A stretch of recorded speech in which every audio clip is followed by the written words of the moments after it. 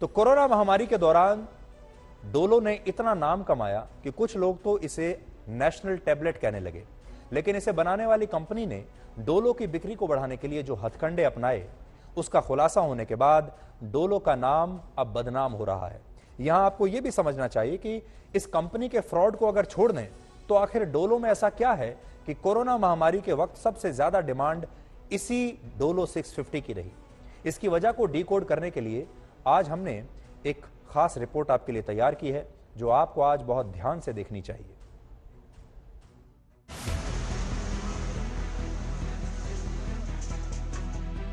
Dolo ले लो, Crocin ले लो या कैलपॉल ले लो, बस ब्रांड्स अलग अलग हैं, कीमतें अलग अलग हैं, लेकिन काम एक है, बुखार और दर्द से राहत। क्योंकि सबका केमिकल सॉल्ट एक है, पैरासीटामोल। पैरासीटामोल वो बेसिक दवा है जो जेनरिक मेडिसिन है, जो कि इसके अंदर है, तो वो डिफरेंट कंपनीज डिफरेंट ब्रांड से उसको मार्केट करती हैं। तो इस दवा के लिए नहीं, हर दवा के लिए इसीलिए है कि जेनरिक दवा जो रहती है वो केमिकल है, और बाकी वो डिफरेंट ब्रांड से डिफरेंट कंपनीज उसको मार्केट करती हैं। अलग अलग कंपनियां अलग अलग ब्रांड्स नेम से पैरासीटामोल ही बेच रही हैं, तो डोलो ही सबसे ज्यादा क्यों बिक रही है? इसे समझने के लिए आपको शरीर में पैरासीटामोल की खुराक का खेल समझना होगा। डॉक्टर सलाह देते हैं, अगर बुखार और दर्द कम है तो 500 मिलीग्राम यानी 500 mg की पैरासीटामोल 6 घंटे के अंतराल पर लेनी चाहिए। अगर तकलीफ ज्यादा है तो 600 mg की पैरासीटामोल 8 घंटे के अंतराल पर लेनी चाहिए। और अगर बुखार और दर्द असहनीय है तो 1000 mg की दवा 10 घंटे के अंतराल पर ली जा सकती है। इसे कई बार पैरासीटामोल सस्टेन्ड रिलीज कहा जाता है। आसान शब्दों में कहें तो पैरासीटामोल चाहे किसी भी ब्रांड की हो, असर एक जैसा करेगी। बस फर्क इस बात का पड़ेगा कि वो दवा कितने mg की है। जितनी ज्यादा mg की गोली उतना ज्यादा असर और उतनी ही देर तक असर, जिसे मेडिकल भाषा में सस्टेन्ड रिलीज कहते हैं। इसके लिए SR यानी सस्टेन्ड रिलीज टैबलेट का इस्तेमाल होता है। पैरासीटामोल है, कैलपॉल है, और डिफरेंट नामों से मार्केट में, लैनॉल है, बड़े नामों से मार्केट में पैरासीटामोल अवेलेबल है, जो कि डिफरेंट स्ट्रेंथ में के 500 है, 650 है, या छोटे बच्चों के लिए कम स्ट्रेंथ में सिरप्स भी अवेलेबल हैं। सारी दवाइयों में जैसे अगर कंटेंट सेम है तो सबका एक्शन, अगर वो सेम कॉम्पोजिशन है तो सेम ही एक्शन रहेगा उनका। तो ऐसा कुछ नहीं है कि अगर मैं डोलो खा लूंगी तो मुझे जल्दी बुखार से रिलीफ मिलेगा, या फिर मैं पैरासीटामोल, ऐसा कुछ नहीं है। तो जब दवा एक है तो कोरोना काल में डोलो ही सबसे ज्यादा क्यों बिकी?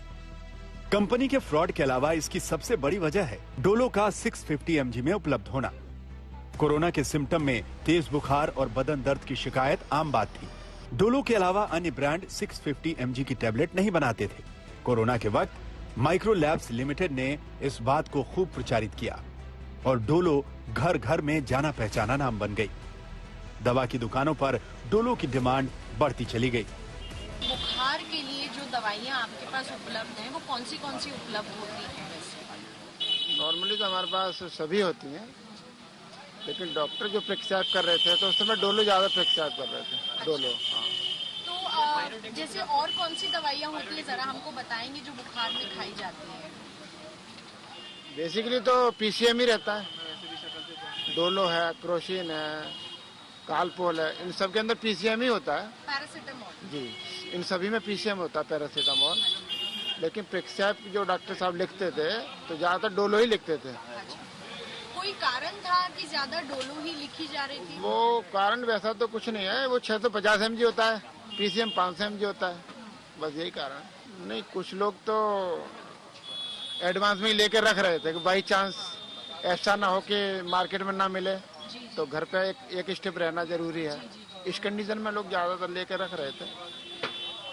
लेकिन बाकी या तो डोलो हो या कालपोल हो या क्रोसिन हो, पैरासीटामोल, इनमें कोई फर्क नहीं, कोई फर्क नहीं है।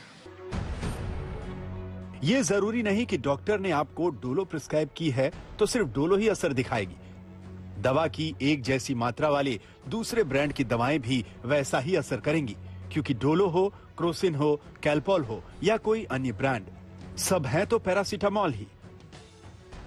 मिलन शर्मा, दिल्ली, आज तक।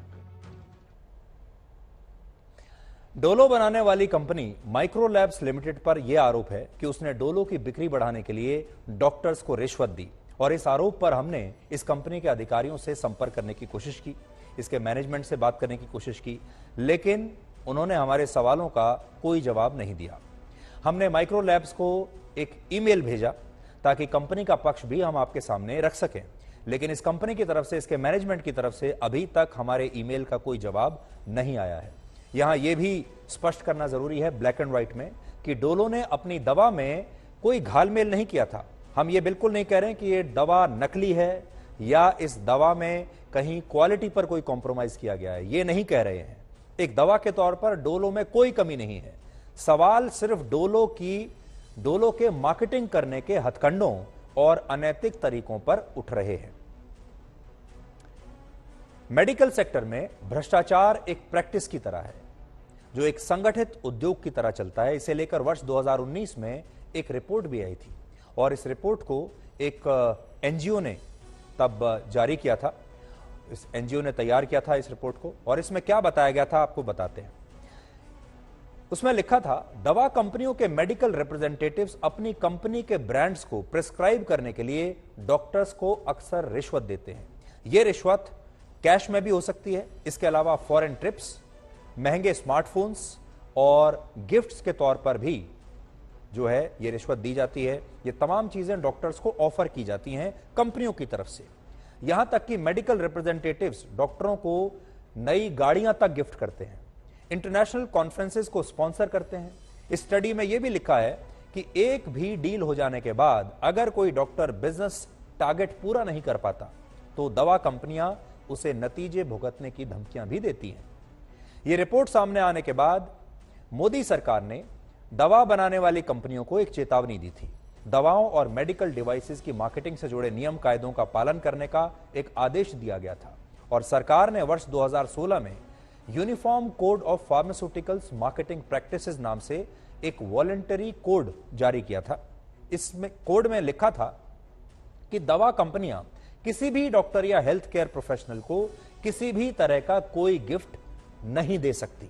यहां तक कि डॉक्टरों को किसी दवा के सैंपल पैक भी सिर्फ इतनी ही मात्रा में दिए जा सकते हैं जो 3 मरीजों की प्रेस्क्राइब डोज से ज्यादा ना हो।